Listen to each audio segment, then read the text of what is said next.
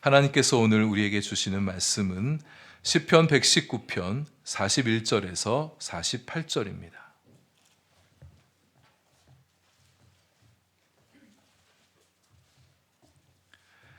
시편 119편 41절부터 48절까지의 말씀을 저와 여러분 한 절씩 교독하겠습니다. 여호와여, 주의 말씀대로 주의 인자하심과 주의 구원을 내게 임하게 하소서.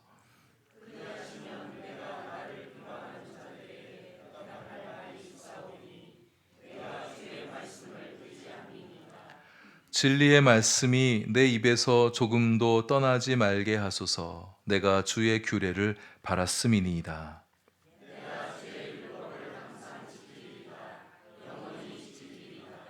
내가 주의 법도들을 구하였사오니 자유롭게 걸어갈 것이오며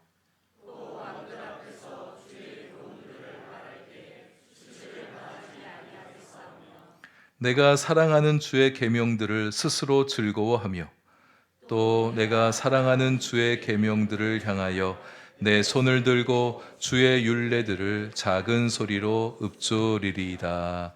아멘. 기도하겠습니다. 하나님, 이제 말씀 듣습니다. 말씀 안에서 하나님을 느끼고 하나님의 마음을 알게 되며 우리에게 말씀하시고자 하는 것들을 들을 수 있게 해 주옵소서. 우리 어떤 마음을 품으며 어떻게 기도하며 어떤 삶을 살아야 할지를 묵상하는 이 시간 되게 해 주옵소서. 예수님 이름으로 기도합니다. 아멘. 여러분, 살아오시면서 뭔가의 깊은 갈망을 가져본 적이 있으시죠? 뭐가 있으셨습니까? 이것이 내게 꼭 있었으면 좋겠다. 이거 이루고 싶다. 이거 하고 싶다. 우리에겐 또 하나님이 계시지 않습니까? 하나님, 나 이거 주십시오. 이건 내게 이루어 주십시오. 기도로 갈망을 표현하기도 하셨을 것입니다. 여러분 마음 안에 있는 그 갈망은 무엇입니까? 시인은 하나님의 인자하심을 갈망하고 있습니다. 하나님의 사랑에 목말라 있어요. 하나님의 사랑을 원하고 있습니다. 그래서 그렇게 간구하는 거예요. 하나님이여, 주님의 인자하심을, 주님의 사랑하심을 내게, 그 사랑하심이 내게 임하게 하여 주옵소서. 여러분, 하나님의 사랑을 갈망해 본 적이 있으십니까? 하나님의 그 사랑이 내게 있었으면 좋겠다. 하나님, 당신의 그 사랑을, 그 깊은 사랑을 내게 채워 주시옵소서. 하나님께 바라는 것들 많이 있을 수 있지만 그 가운데 가장 바라는 것, 하나님의 사랑을 바라는 것이죠. 하나님께서 사랑해 주시는 것이 우리에게 가장 큰 복입니다. 하나님께서는 하나님의 사랑을 원하는 자를 많이 좋아하셔요. 여러분, 왜 사람들 사이에서도 서로 사랑을 주고받을 때가 가장 행복하지 않습니까?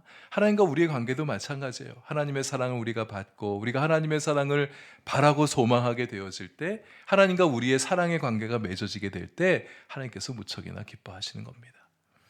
근데 시인이 바라는 이 하나님의 사랑, 인자하심을 히브리어 원어를 보게 되면 헤세드, 이런 단어를 쓰고 있습니다. 구약 성경에 헤세드라는 단어가 상당히 많이 나오고요. 구약 성경의 여러 중요한 언어 가운데 이 헤세드가 참 중요한 단어로 표현되어지고 있습니다.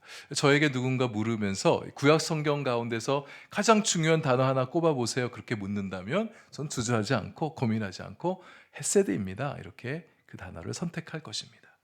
이 헤세드는 사랑인데요, 사랑은 사랑인데 어떤 사랑이냐? 조건 없는 사랑, 한결같은 사랑, 무엇보다 가장 중요한 뜻은 언약에 근거한 사랑을 말하는 겁니다. 우리 하나님이 마음이 좀 넉넉하신 분이십니다. 인심이 후하신 분이세요. 그래서 우리를 넉넉하게 사랑해 주시고, 뭐 조건 따져가며 사랑하지 않으시고, 뭐 감정적으로 이랬다 저랬다 그렇게 기복이 있으신 사랑이 아니라 한결같음으로 우리를 사랑해 주신 하나님이시죠. 하나님의 그 사랑의 성품, 참 놀랍고 감사한 성품입니다. 그 사랑 맞죠? 근데 헤세드 사랑 안에 담긴 가장 중요한 의미는 언약적 사랑이라는 것입니다.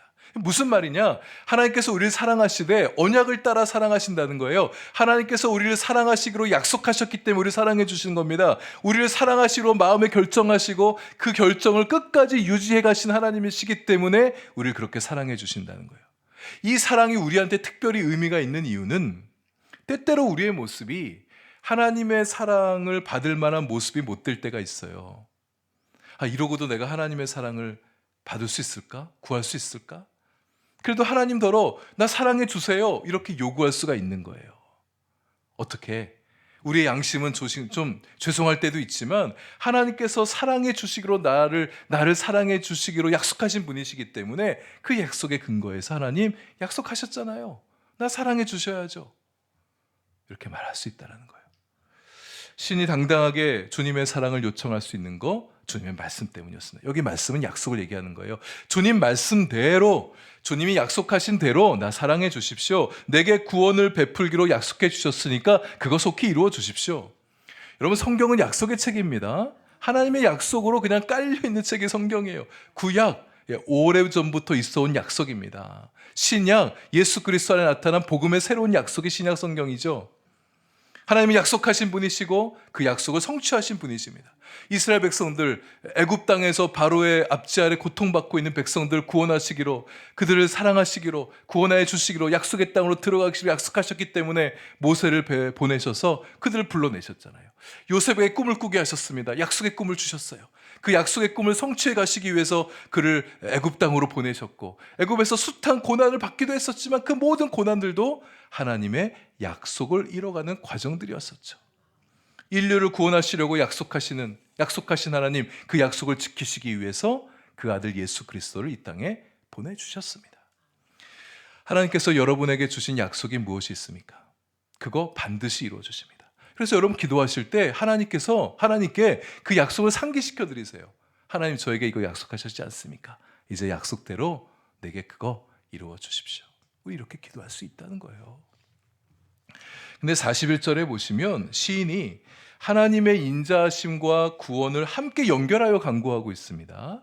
이것을 우리가 두 개의 기도로 볼 수 있어요. 하나님 인자하심을 내게 임하게 해주십시오. 구원하심이 내게 임하게 해주십시오. 이 두 개의 기도로 볼 수 있지만 원래 원문을 보면 좀 가장 자연스러운 번역은 하나님, 당신의 풍성한 그 인자함, 곧 당신의 말씀을 따르는 당신의 구원이 저에게 있게 해주세요. 이런 기도입니다. 그러니까 쉽게 말하면 하나님 사랑의 구체적인 표현이 구원이라는 거예요.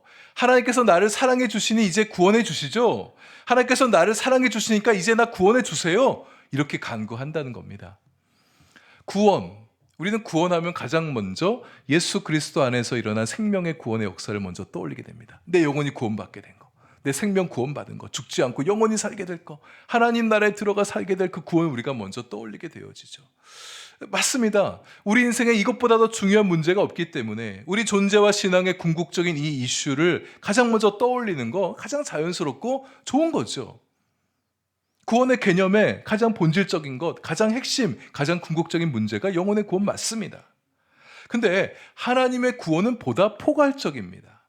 궁극적으로는, 최종적으로는 생명 구원을 지향해 가고 있지만 특별히 구약 성경에 보게 되면 구원이란 단어가 쓰인 맥락들을 보세요. 하나님께서 특별히 위경에서 건져주시는 거, 어려움에서 곤란한 상황 속에서 죽을 뻔한 위협에서 구조시켜주는 거, 탈출시켜주는 거, 적대자들의 비방과 공격으로부터 도와주시는 거, 이런 것들을 말하는, 구약에서는 이런 것들을 구원 경험으로 표현하고 있습니다. 여기 41절에 시인이 요청하는 구원도 마찬가지예요. 구체적으로 시인이 어떤 형편에 놓였는지는 우리는 모릅니다. 그러나 처한 형편이 꽤나 곤란한 것 같기는 해요. 적재자들의 비방하는 말들이 자기 귀에 자꾸 들러오니까 이게 자기의 마음을 너무 힘들게 하고 있는 거예요. 여기서 나를 구원해달라 이렇게 기도하고 있잖아요. 이렇게 생각해 볼 수 있겠습니다. 아마 이 시인 저자가 하나님을 믿고 하나님을 섬기는데 그 모습을 옆에서 누군가 보면서 비아냥거리는 거예요. 하나님을 믿고 의지하고 있는 그 모습을 보면서 뭐 하는 거냐? 여러분, 그런 거 세상에서 살면서 그런 말 들을 때 있지 않습니까? 하나님의 도움이 정말 절실한데 하나님의 도움이 아무런 게 나타나지 않고 있는 거예요. 야, 너 그러면서 하나님 믿는다고 말하냐? 너 하나님 뭔데? 하나님 아무런 도움도 받지 못하면서 무슨 하나님이 있냐고. 만약 하나님이 있다 하더라도 너에게는 아무런 도움이 나타나지 않는 걸 보니까 아마도 널 사랑하지 않나 보구나. 너를 그 꼴로 그냥 두는 거 보니까 야, 네 하나님도 별거 아닌 것보다. 이런 비방하는 대적들 앞에서 하나님의 구원을 간청하고 있는 시인입니다. 하나님이 날 사랑하신 것을 좀 보여주세요. 나를 이 어려움에서 벗어나게 해주셔서 하나님이 날 사랑하신다는 것을 저 사람이 알게 해주십시오. 그래서 나를 비웃고 있는, 하나님을 비웃고 있는 저 사람에게 우리 하나님이 얼마나 위대하신 분이신지, 얼마나 능력 있고 얼마나 사랑 많으신 분이신지 좀 나타내 보여주십시오. 내가 좀 뭔가 할 말 있게 좀 해주세요. 이렇게 간구하고 있는 거죠. 여러분, 우리들도 그렇게 기도하면 좋겠습니다. 하나님은 우리들도 사랑해 주시거든요. 하나님은 그분의 자녀, 그분의 백성들을 많이 사랑해 주신 하나님이십니다. 여러분, 우리가 하나님의 자녀들이잖아요. 예수 그리스도를 믿는 자들 하나님의 자녀가 되게 해주셨으니 우리는 하나님의 자녀들이 맞습니다. 양자가 된 거예요. 하나님과 우리는 예수 그리스도의 언약 안에서 하나님 아버지와 자녀의 관계로 맺어진 관계인 것입니다. 근데 여러분들 가운데는 그 알아요. 아, 우리가 하나님이 우리 아버지시고 내가 하나님의 자녀구나 알기는 아는데 그것이 잘 믿겨지지 않는다고 여기시는 분들이 적지 않게 계시는 것 같습니다. 이렇게 한번 생각해 보십시다. 가정인데요. 어느 집에 자녀가 없어요. 부부가 한참 고민하고 기도하면서 입양하자 이런 결정을 내린 겁니다. 근데 이제 나이가 조금 들다 보니까 어린 아기를 입양해서 키우기엔 좀 부담이 되니까 조금 자란 아이, 소년 아이를 입양하기로 결정을 하게 된 거예요. 처음에는 이 아이가 그들의 양부모, 이제 새롭게 부모가 된 양부모가 자신의 부모라는 것이 잘 믿겨지지가 않는 겁니다. 알기는 알죠. 근데 마음에 와닿지가 않는 거예요. 왜 마음이 와닿지 않겠어요? 사랑의 경험이 부족한 거잖아요. 시간이 지나면서 양부모와 함께하는 시간도 많이 갖게 되어지고 마음을 터놓고 얘기하는 시간도 갖게 되어지면서 아, 이분들이 나의 부모구나라는 것이 점점 더 믿어지게 되고 느껴지게 되는 겁니다. 처음엔 낯설고 어색했지만 점차 시간이 가면서 아, 이분들이 나의 부모가 맞고 내가 이분의 자녀구나 알게 되어지는 거죠. 여러분, 우리가 하나님의 양자가 된 거 이거 분명한 사실인데요. 요한복음 1장 12절에서 예수님을 영접하는 자 곧 그 이름을 믿는 자들에게는 하나님의 자녀가 되는 권세를 주셨다. 그렇게 약속하셨거든요. 하나님 아버지, 하나님이 우리의 아버지시고 내가 그분의 자녀예요. 근데 이것이 우리에게 잘 믿겨지지 않는 것은 하나님과 함께하는 교제의 시간이 부족해서 그래요. 알죠. 모르지 않아요. 다 알고 있어요. 설교도 들어도 얼마나 많이 들었으니까. 그럼 믿겨지지 않는 것은 하나님과 친밀한 교제 안에 들어와 있지 않은 거예요. 하나님과 마음을 연 대화의 기도가 있지 않았던 거예요. 하나님의 말씀, 우리에게 사랑으로 들려주시는 수많은 말씀들인데 그 말씀을 듣지 않는 거예요. 그렇기 때문에 하나님의 자녀의 마음이 잘 드러나지 않는, 느껴지지 않는 거예요. 우리 함께 주님과 교제를 나누게 되어질 때 하나님의 자녀로서의 믿음이 더욱 생겨가게 되는 거고 자녀의 지위, 자녀의 기쁨, 자녀의 권세를 누리는 사람이 되어가는 것입니다. 하나님께서 우리의 아버지세요. 여러분, 자녀의 자격으로 아버지께 나아가 간구하십시오. 당당히 구하세요. 하나님 이것 이루어 주십시오. 우리 그렇게 기도합니다. 만약 우리 하나님 아버지가 좀 빈약하신 분이시라면 뭐 가진 것도 별로 없으세요. 뭐 능력도 별로 없으세요. 또 게다가 우리에 대한 마음도 별로 없으세요. 뭐 귀찮아해요. 뭐 이런 분이라면 우리가 뭐 기도할 수 있겠어요. 근데 아니잖아요. 우리 하나님 풍성하신 분이시고 부유하신 분이시고 우리를 얼마나 세밀하게 사랑해 주시는 분이신가요? 우리를 위해서 얼마나 애써주시는 분이시지 않습니까? 그 하나님 앞에 당당히 나아가서 하나님, 나의 아버지, 난 당신의 딸입니다. 당신의 아들입니다. 나의 기도 좀 들어주세요. 우리 그렇게 기도하는 거예요. 그렇게 기도해서 하나님의 사랑과 구원이 우리에게 임하게 해달라고. 그래서 하나님을 인정하지 않는 자들 앞에서도 하나님의 그 사랑을 좀 드러낼 수 있게 해달라고. 우리가 하나님을 사랑하며 섬기는 그 헌신하는 모습을 세상 사람들이 종종 비웃지 않습니까? 야, 너 뭐하러 그렇게 살아? 뭐하러 그렇게 아깝게 주말마다 뭐하니? 그런 말 들을 때 하나님이 얼마나 좋으신 분이신지 내 삶의 증거들이 나타나게 해주셔서 그들 앞에서 하나님 믿는 게 얼마나 복된지를 좀 자랑하며 살 수 있게 해달라고. 우리 그렇게 하나님의 사랑과 주님의 도우심을 구하며 기도하십시다. 인생에 어려운 일을 당하셨습니까? 구원해달라고 기도하십시다. 그래서 정말 하나님이 계신가 보다. 야, 너 당신 예수님 믿는 거 내가 아는데 어떻게 어려운 그 일이 그렇게 비켜갈 수가 있냐? 사람들은 놀라운 일을 볼 때 종종 기적이라고 표현하죠. 우리는 알잖아요. 이 기적, 그런 기적을 볼 수 있죠. 하나님의 능력이라고. 병으로부터 노임받고 실패로부터 구원됐고 절망으로부터 구원받아서 예수님이 얼마나 위대한 분이시고 얼마나 우리를 위해 좋은 일을 많이 하시는 분이신지를 좀 드러내는 우리의 삶이 될 수 있으면 좋겠습니다. 예수 믿는 자가 어려운 시련도 어떻게 잘 헤쳐나간지도 좀 보여주시고 치유와 구원과 회복이 좀 속히 임하여서 믿는 자들의 역사하신 그 하나님의 능력을 좀 세상으로 경험하게 할 수 있는 우리의 삶이 되면 좋겠습니다. 교회도 그래요. 세상 사람들 교회 별로 존경하지도 않잖아요. 교회가 얼마나 아름답고 사랑스러운 곳이고 좋은 곳인지 좀 세상 앞에 좀 드러낼 수 있으면 좋겠습니다. 그래서 하나님 우리 교회 좀 사랑해 주십시오. 하나님 좀 듬뿍 좀 사랑해 주십시오. 우리 교회 도와주십시오. 잘 돌봐주십시오. 때때로 교회가 늘 평안하면 좋겠지만 또 어려운 일이 생길 수도 있죠. 그럴 때 주님 오셔서 우리에게 도와주셔서 하나님이 교회를 다스리는 분이시고 교회를 통치하시고 교회를 인도하시고 교회를 축복하신 하나님이심을 세상 사람들 앞에서 드러내 보여달라고, 그런 교회가 되게 해달라고 우리 그렇게 기도하고 그런 교회를 함께 세워갈 수 있으면 좋겠습니다. 하나님은 그분의 자녀들에게 그렇게 사랑과 구원을 베풀어 주신 분이시고 또 자유하게 하시는 분이시다, 이렇게 말씀하고 있습니다. 45절에 내가 주의 법도들을 구하였사오니 자유롭게 걸어갈 것이오며, 주님의 말씀은 우리를 자유하게 하십니다. 어둠의 영이 우리를 낙심하게 만들고 다양한 방식으로 우리를 올가매고 위축시키고 억압하려 하지만 하나님 말씀이 우리 가운데 있게 되어질 때 우리는 이 모든 것들을 헤쳐나갈 수가 있어요. 두려움 없이 담대하게 걸어갈 수가 있습니다. 주님의 말씀이 대적을 이기게 해주신다. 에베소서 5장 말씀에 6장 말씀에 말씀을 이끌어 성령의 검 이렇게 표현하고 있습니다. 이게 무슨 말이에요? 성령께서 우리의 말씀을 가지고 대적의 공격을 물리쳐 주신다는 말씀이잖아요. 하나님, 여러분 우리의 삶에 어려운 일이 닥칠 때, 사탄이 공격해 올 때 하나님 말씀을 선포하세요. 성령의 검인 말씀을 가지고 말씀을 좀 휘두르세요. 말씀은 영적인 폭탄과도 같습니다. 적진에 이 말씀이 한번 떨어지게 되어지면 적신을 폭파시킬 수 있는 권세가 하나님 말씀에 있는 거예요. 사탄이 말씀을 듣고 두려워 떨고 도망갈 수 있도록 담대히 주의 말씀을 선포하면 어둠의 영이, 악한 것들이 우리에게 얼씬거리지 않고 물러가게 되는 것입니다. 이런 믿음으로 담대하게 말씀 선포하고 말씀을 외치는 자들이 될 수 있으면 좋겠어요. 주의 말씀이 우리를 강하게 하십니다. 강하게 해서 자유하게 하시는 거예요. 여러분, 힘 있는 사람이 자유하잖아요. 주님 말씀으로 우리를 강하게 해주신 거예요. 주님을 말씀을 의지할 때 세상에 매이지 않고 강하게 해주신다. 하나님께 매이게 되어질 때 세상 모든 것들로부터 자유해 줄 수 있습니다. 하나님께만 매이면 세상의 모든 것도 풀어지는 은혜를 경험하게 돼요.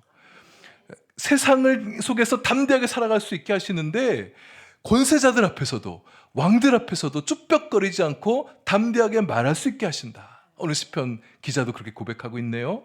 세상의 그 어떤 왕들보다 하나님이 강하시기 때문에, 어떤 유력한 권세자보다 하나님이 능하시기 때문에, 왕 중 왕, 그 왕들을 세우시기도 하시고 패하시기도 하는 분이 하나님이시기 때문에 우리는 그 하나님을 의지할 때에 담대하게 나아갈 수가 있는 거예요. 근데 자유롭게 걸어간다, 이 말이 좀 재밌는데요. 원어를 보면 넓은 곳을 걸어간다, 이런 뜻이 있습니다. 자유롭게 걸어간다는 말은 넓은 곳을 거닌다, 이런 뜻이 있어요. 여러분, 넓은 공간을 걷다 보면 마음이 좁아지지 않고 좀 확 넓어지는 그런 느낌 좀 받게 되지 않습니까? 넓은 바닷가 모래사장에 서서 넓게 펼쳐진 바다를 이렇게 보게 되다 보면 마음이 좀 이렇게 시원해지고 마음이 좀 뚫리는 것 같고 좀 마음이 넓어지는 그런 느낌을 받게 되지 않으신지 모르겠어요. 마음을 불편하게 했던 거, 좁아지게 했던 거, 옹색하게 했던 것들이 좀 풀어지는 그런 경험들 하시는지 모르겠습니다. 저는 그렇습니다. 바다를 보게 되어지면 제 마음이 그렇게 확 넓어지는 걸 경험해요. 제 마음이 좁아지는 것을 느낄 때, 제 마음이 옹졸해지는 것을 느끼게 될 때 저는 대항한 바닷가를 갑니다. 가서 넓은 바다를 보면 거기서 조금 주님을 묵상하고 하나님의 사랑이, 하나님의 은혜가 좀 말씀이 바닷물처럼 내게 확 좀 들어오게 해달라고 막 이렇게 좀 기도하다 보면 마음이 좀 이렇게 넓어지는 것을 경험하게 돼요. 제가 울산에 온 지 이제 5년 됐는데 울산 와서 좋은 거 두 가지 있어요. 딴 건 뭐 좋고 솔직히 좋고 모르겠어요. 두 가지가 좋은데 뭐가 좋냐? 한마음교회가 좋고 바다가 좋아요. 넓은 공간은 행동의 자유를 제한하지 않습니다. 하나님께서 우리를 넓은 곳에 세워주기를 원하시는 거예요. 물리적으로 넓은 공간에 있고 싶으면 찾아가면 되죠. 그럼 우리 마음의 공간을 어떻게 넓힐 수 있을까? 우리 영혼의 공간을 어떻게 넓힐 수 있을까? 하나님의 말씀이 우리 영의 공간을, 마음의 공간을 넓혀주시는 거예요. 말씀을 구하십시오. 말씀이 우리 마음 안에 들어와 우리의 좁아진 마음을 넓혀주십니다. 우리 영을 넓혀주시는 거예요. 말씀이 들어오면 속 좁았던 마음이 넓어지게 됩니다. 내가 속 좁은 사람인지 몰랐어요. 근데 말씀 앞에 서게 보니, 말씀이 들어다 보니까 내가 속 좁았네. 이거 제가 하고 싶은 얘기가 있는데 제가 어제 이렇게 막 준비했다가 너무 부끄러워서 제가 나중에 개인적으로 무슨 시간이 되면 얘기할게요. 너무 창피해요. 다 쓰고 나서 아침에 아유, 이런 말 왜 합니까? 그렇죠? 예, 뭐하러 얘기해? 내 말이 맞다고 생각했는데 하나님 말씀이 들어오면 내가 그때 왜 이렇게 옹졸하게 말했을까? 그게만 느껴지는 거예요. 하나님 말씀 우리를 자유하게 해줍니다. 우리를 넓은 곳에 옮겨다 주는 거예요. 우리의 마음을 넓혀주는 거예요. 근데 여러분, 하나님 말씀이 진짜 그럴까? 여러분 한번 생각해 본 적 있으세요? 하나님 말씀 보면 뭐 이렇게 하지 말라는 게 많은지, 하지 말라는 게 죄다 깔려 있는 것 같은데 어떻게 우리 마음을 넓혀줄 수 있을까? 하라는 말씀도 보통은 우리가 웬만하면 하지 않는 것들 가지고 하라고 명령하신단 말이에요. 그렇게 그 말씀에 순종하게 되는데 그 말씀을 따르는 게 이게 어떻게 우리 마음을 넓혀줄 수 있나? 우리를 옥죄이고 우리를 구속하고 속박시키고 우리를 좁게 만드는 거 아닐까? 근데 여러분, 하나님께서 우리에게 무엇인가를 명령하고 무엇인가를 금지시킬 때는 우리를 작게 만들고 좁아지게 만들고 우리를 힘들게 하려는 게 아니라 진정 우리에게 자유를 주기 위해서 그렇게 하시는 겁니다. 하나님께서 하라 하시는 것을 하게 되어지면 우리의 마음이 넓어지게 되는 거고, 주님이 하지 말라는 것 하게 될 때 그게 자유를 가져다 주는 게 아니라 오히려 우리를 힘들게 만들고 작아지게 만들고 삶의 질을 떨어뜨린다는 사실을 우리가 꼭 기억할 수 있으면 좋겠습니다. 여러분, 우리 하나님 오해하지 마십시다. 우리 하나님 좋은 분이세요. 좋은 아버지, 선한 통치자이십니다. 결코 우리의 삶이 낮아지게 하기 위해서, 작아지게 하려고, 우리의 삶이 좁은 삶 되게 하시기 위해서 명령하는 분이 아니시란 말입니다. 오히려 하나님 명령을 거부한 채 내 욕망의 소리에 귀를 기울이고 세상에서 들려오는 어둠의 영의 소리를 듣게 될 때 우리의 존재의 힘은 떨어지게 되고 우리의 삶도 약해지게 되고 우리의 영혼도 쇠락해져 가는 거예요. 하나님 명령이 복된 명령이라는 사실을 우리 잊지 마시고 다시 명령 앞에 우리가 나아가면 좋겠어요. 하나님의 명령의 말씀 우리 다시 한번 묵상해 보십시다. 우리가 말씀을 읽어오면서 그동안은 우리 귀에 좋게 들려오는 거, 뭐 다 그렇지도 않겠지만 달콤한 거, 좀 축복을 주는 말씀들을 우리가 좀 즐겁게 오랫동안 묵상해 하잖아요. 근데 좀 명령을 보면 이런 명령도 있네 하고 쓱 지나왔었다면 이제 명령을 좀 달리 보는 거예요. 왜 이 명령을 하셨을까? 명령 안에 담긴 그분의 마음, 이 명령이 우리 안에 임하게 될 때 우리에게 어떤 변화가 일어날 것을 기대하시면서 이렇게 말씀하시나? 이 명령에 우리가 준행하게 되어질 때 내 삶에 과연 어떤 일들이 나타나게 되어질까? 좀 이런 기대함을 가지고 주님의 명령 앞에 설 수 있으면 좋겠습니다. 제가 언젠가 한번 말씀드렸었는데 하나님 예수님의 명령 시리즈를 가지고 한번 말씀을 좀 나누고 싶은데 기회를 보고 있어요. 우리 성도님들이 하나님의 명령을 부담스러워하지 않고 명령이 너무 좋습니다. 주님의 명령을 듣고 싶어요. 뭐 이런 마음을 가지게 되어질 때 예수님의 명령 시리즈를 가지고 한번 이 강단에서 말씀을 좀 나눠보면 좋겠어요. 저도 처음에 그 예수님의 명령을 대할 때 부담이 됐는데 그 명령을 주신 분의 마음, 이것을 내가 준행할 때 내 삶에 어떤 것이 펼쳐질까를 다시 생각하면서 읽다 보니까 명령이 그렇게 소중하게 느껴지는 거예요. 우리 성도님들도 그렇게 하나님의 명령을 사랑스럽게 여기고 좋게 받아들이는 우리의 성숙한 성도들 될 수 있으면 좋겠습니다. 한번 순종해 보면 좋겠어요. 우리 예수님도 얼마나 하나님 말씀에 순종하셨습니까? 오죽하시면 하나님이 하신 말씀만 하겠다고, 하나님이 보여주시는 것만 행하겠다고 예수님 그렇게 말씀하셨잖아요. 성경에 나온 모든 인물들이 순종의 사람들입니다. 우리 하나님께서 그분들의 순종을 보시고 하나님의 뜻하신 일들을 펼쳐내셨어요. 순종은 하나님의 뜻을 이루는 방법이에요. 하나님의 일이 이루어지려면 사람의 순종이 필요합니다. 예를 들어 정조가 개혁 군주로서 뭔가 나라와 백성들을 위한 좋은 비전과 꿈을 가지고 있다 치십시다. 여러분들 가운데 정조 별로 안 좋아하시는 분은 좀 양해해 주시길 바랍니다. 그가 아무리 멋진 계획, 백성들을 위한 좋은 꿈을 꾸고 있다 할지라도 신하들이 받쳐주지 않으면, 백성들이 왕의 정책을 받아들이지 않으면 왕이 아무리 멋진 꿈을 가지고 있어도 그것은 한낱 백일몽에 불과하게 되겠죠. 하나님의 뜻은 누가 따라줍니까? 제가 따라야 되고 여러분이 따라줘야 되고 교회가 따라줘야지, 예수 믿는 그리스도인이 따라줘야지 하나님의 뜻이 이 땅에 펼쳐지는 건 아니겠습니까? 윌리엄 캐리가 인도 선교사로 헌신하게 되어질 때 어떤 기회가 있어서 교단 목회자들이 모이는 자리에 갔대요. 거기서 할 말이 주어졌는데 거기서 선교하십시다 이렇게 얘기를 했대요. 왜 그러니까 거기 모인 목사님들이 하나님을 위한 좋은 계획들을 많이 세우고 있는데 당시 선교의 마음이 움직여지지 않고 있는 거예요. 선교에 대한 열정이 보이지 않는 거예요. 너무 답답해서 인도에 죽어가는 영혼들이 보이지 않습니까? 우리 가서 복음을 전하게 하십시다. 그랬더니 그중에 어떠한 관계자가 이렇게 얘기하더래요. 당신이 그렇게 애쓰지 않아도 하나님께서 인도 땅에 있는 영혼들을 구원하시고자 하면 하나님께서 알아서 하실 것에. 여러분, 이게 무슨 말입니까? 하나님이 알아서 한다니요.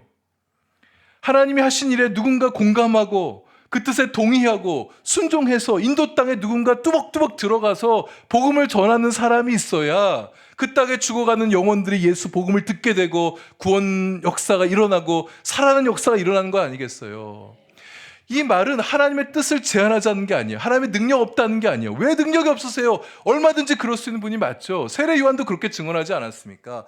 회개하지 않는 백성들 다 치워버리고 하나님은 이 돌들로도 아브라함의 자손이 되게 할 수 있다, 그렇게 말씀하셨던 하나님이십니다. 능력이 없어서가 아니라 그렇게 안 하시는 거예요. 하나님 세상을 창조하시고 사람을 만드시고 사람들에게 위임해 주시고 창세기 1장 28절에 위임령 내리셨잖아요. 사람들 통해서 하나님의 일들을 만들어 가시기로 하나님 자신을 제한하신 거예요. 그럼 어떻게 하나님 언제 개입하시느냐? 기도할 때, 하나님을 구하고 하나님의 도우심을 구할 때 그 기도를 들으시고 움직여 주신 하나님이신 거예요. 윌리엄 캐리가 했던 가장 위대한 말이 이것입니다. 하나님으로부터 위대한 일을 기대하십시다. 하나님을 위하여 위대한 일을 시도하십시다. 그는 어릴 때부터 자기의 머리맡에 이 구두수성공이었고 초등학교도 제대로 안 나온 사람이었잖아요. 배움도 짧은 사람인데 이 가슴은 컸던 사람이에요. 그레이트 비전, 그레이트 프레이어, 그레이트 익스펙테이션, 위대한 비전, 위대한 기도, 위대한 기대, 이걸 써놓고서 그렇게 기도했던 사람이래요.